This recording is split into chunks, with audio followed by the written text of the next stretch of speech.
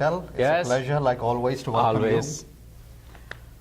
Congratulations Okay. on a great conference, TiEcon Detroit 2018. That's right. It's coming to a close. Yes.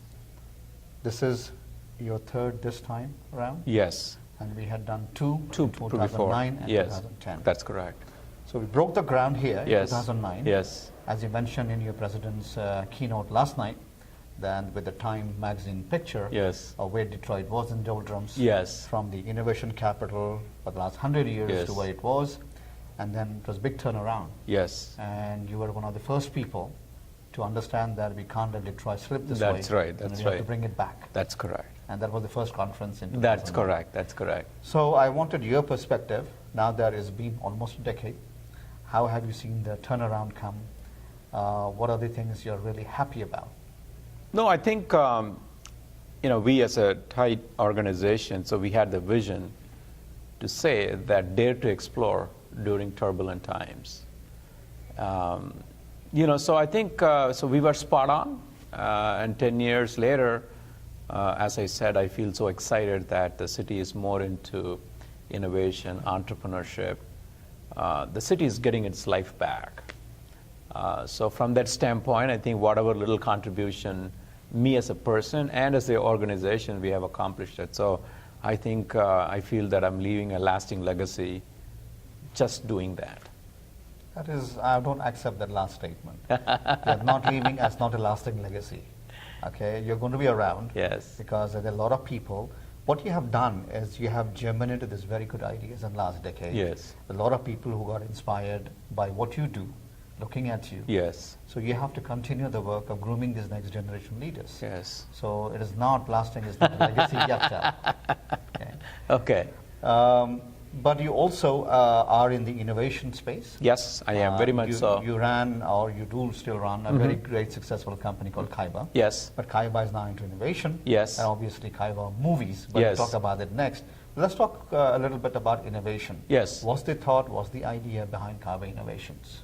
So the idea behind Kyyba Innovation is very simple, right? So 10 years ago, Detroit itself was really auto focus, a little bit of connectivity, then came connected cars, then came the idea of mobility, and then now it's all about artificial intelligence. Now, the result of which, where I am, located, that is Detroit, the Detroit itself is trending in that direction. And moving from autofocus into all kinds of, so I feel tremendous opportunities. And this place need more innovation, right? And so I find that I'm at the right place at the right time to pursue these kind of innovation ideas. Because one of the goals there is to, as I said, the bigger corporations, they can do all kinds of stuff about innovation, right?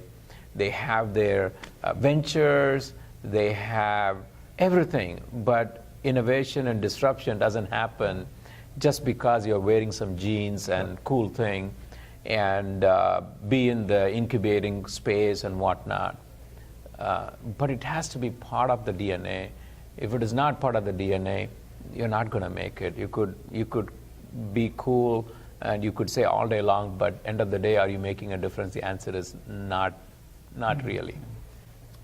So I see an unmet need, and that's what we are tapping into through Kyyba Innovations. And personally, being involved in so many things, I really wanted to make a technological impact. Sure. And I believe I can enable that through Kyyba Innovations. So that's the idea behind Kyyba Innovations. Okay.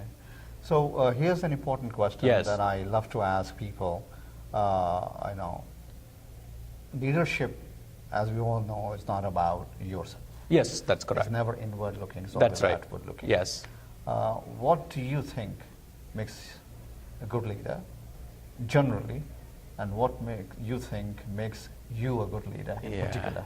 I think, to me, a good leader is one who inspires. I always believe in touching people's heart. You could go and teach them, you could push them, you could cajole them. You could do all that. There are so many ways of exhibiting leadership. But the leadership that I like the most, I believe a good leader is the one who inspires. And then based on their inspiration, when they go and accomplish that, to me, that is a sign of a good leader. So, and I think the same thing goes to me. Is really, I don't believe in micromanaging people, chasing them, because how long are you going to do that, right? So I believe in not touching people on the outside, but touching them on the inside.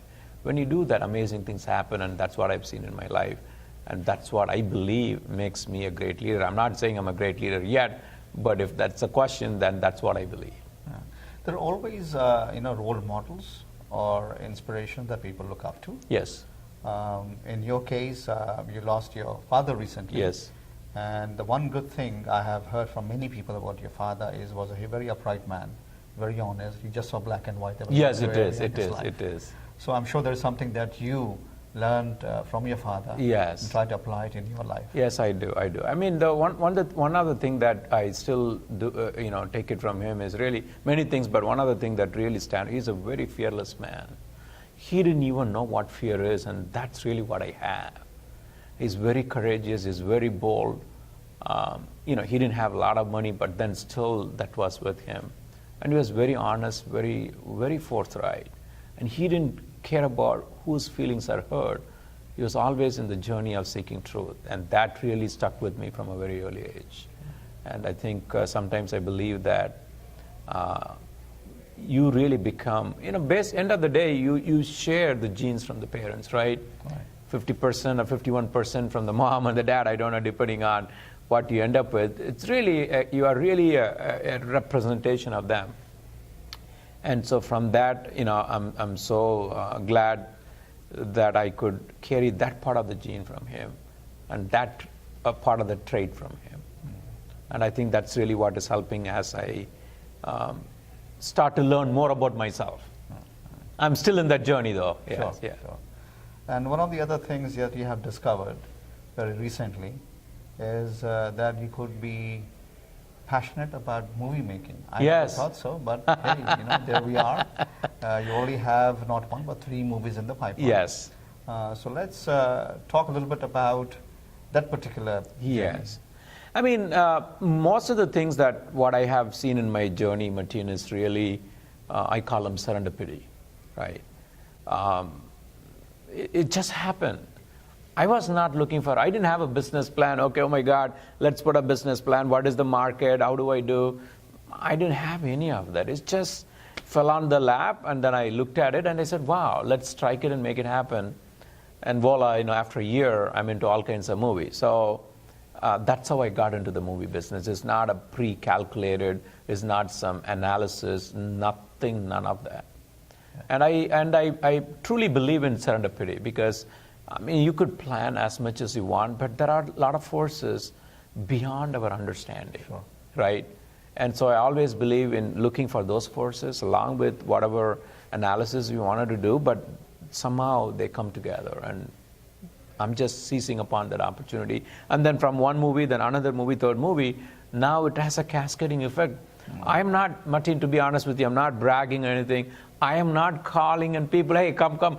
And they keep chasing. I don't know why. I'm not even released the movie yet. Right. And it is so fascinating to me. So wherever it goes, how far it goes, I'm going to pursue in that journey as well. So you got to have excitement in life as well. That's right. That's right. Technology was a great play. Yes. It continues to be a great play. Yes. But knowing you'll do other things also. Yes. Just the beginning. Yes. And I think the part that probably working in a bigger corporation, I don't think looks like I think I have some creative element within me. I didn't realize it until I got into the movie. Now I'm involved in computer graphics, special effects, and also looking at the storyboard and different ideas. All kinds of things are going on. I'm enjoying it. It's more like an intellectual stimulation, if you will. And I think I'm getting more from the movie business than from traditional tech business that I've been with all along. So because of that, I'm getting even more passionate. It's not about money. It's not about the fame and the glitz and glamour. Of course, they all come along with that. But more importantly, I'm chasing it for the creativity. How do you come up with one idea and then turn them into a storyboard and then turn them into a movie that masses? So it's understanding what the masses are looking for and you showcase them on a silver screen is something that I find it fascinating at the present time. And that's the magic, that people forget everything about those 2 hours. Yes. And they are spellbound over the That's right, that's right. Yeah.